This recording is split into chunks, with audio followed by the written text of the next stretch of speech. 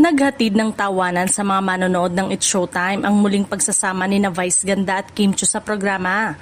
Matapos ang ilang araw na pagliba ni Vice, agad nitong pinasaya ang studio at mga host sa kanyang mga biruan, kabilang na si Kim Chiu na hindi nakaligtas sa kanyang banat. Sa isang masayang usapan sa programa, pabirong sinabi ni Vice Ganda kay Kim, bunot na tayo girl, everybody. Agad namang natawa si Kim at ang iba pang mga host sa naturang biro na ikinatuwa rin ng live audience. Hindi rin nagpahuli ang mga manonood sa social media na nagbahagi ng kanilang mga reaksyon sa nakakaaliw na palitan ng dalawa.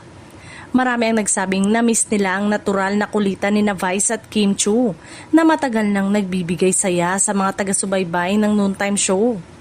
Para sa maraming fans, isa sa mga inaabangan sa It's Showtime ang biruan ng mga host, lalo na kapag magkasama sina Vice at Kim. Dahil sa kanilang komportableng samahan, madalas na nauuwi sa tawanan ng kanilang mga usapan sa ere.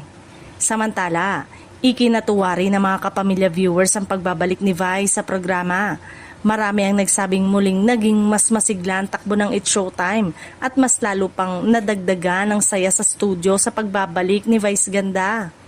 Sa kabila ng mga biruan, malinaw na bahagi lamang ito ng magandang samahan ng mga host ng It's Showtime.